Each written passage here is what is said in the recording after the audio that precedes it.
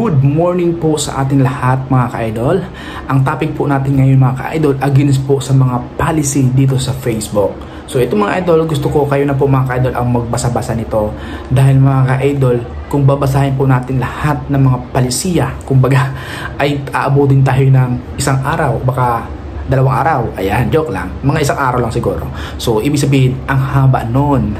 So, mga ka-idol, ito po mga ka-idol ang dapat nyong kailangan din pag-aralan kung gusto mo po makaiwas sa mga violation. Kailangan nyo po to idol talagang malaman, lalong-lalo na kung ikaw ay nasa social media na. Gusto mo rin maging influencer. So, pag-aralan nyo po mga ka-idol, una, yung about po sa community guidelines. Ayan, policy community guidelines. So, kailangan nyo yan, idol, basahin din para po malaman nyo po yung lahat ng bawal at yung mga pwede. Pangalawa po mga idol, kailangan nyo rin po itong pag-aralan yung about po sa partner monetization policy. Ibig sabihin mga idol, napakahalaga rin yan.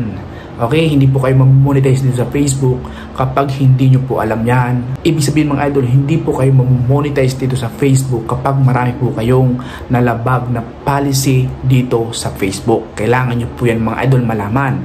Kaya po mga idol, sinabi ko sa video ito na una, pag-aralan nyo rin po yung policy community guidelines.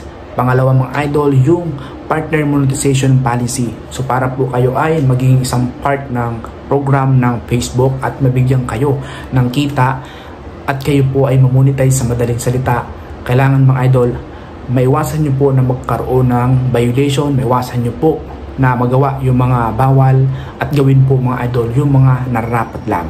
Pangatlo po mga idol na kailangan nyo pong pag-aralan about po sa content policy.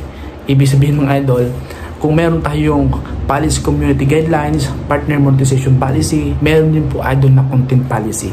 So ibig sabihin mga idol, syempre gusto mo po maging isang vlogger. Syempre dahil gusto mo maging vlogger, so kailangan nyo po mag-upload ng mga sarili nyong video. Dahil yan po talaga ang pinakagusto ni Meta, original video, original audio.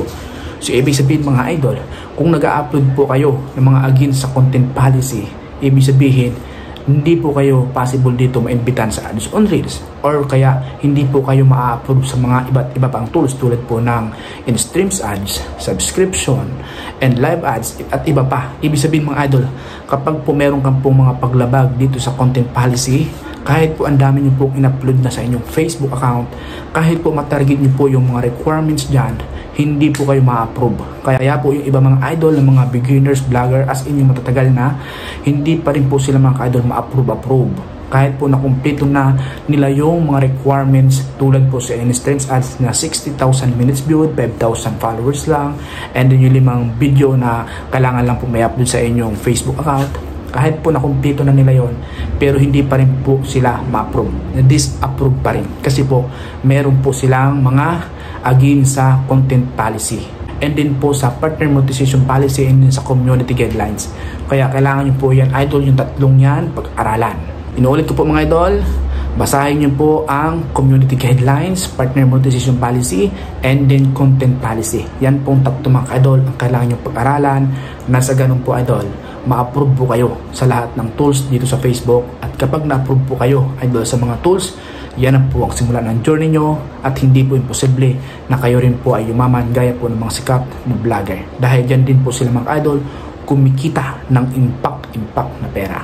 So yun lang mga idol, sana nagkaroon po kayo ng idea at kung nagkaroon ka ng idea, wag mong kakalimutan na i-click ang follow button dyan sa baba para lagi kang updated sa lahat ng i-upload ko dito ng mga tutorials, video. Siyempre, heart and share mo na rin ang video ito na sa ganon, magkaroon din po ng idea yung iba, lalong-lalo na po yung mga beginners, vloggers pa lang.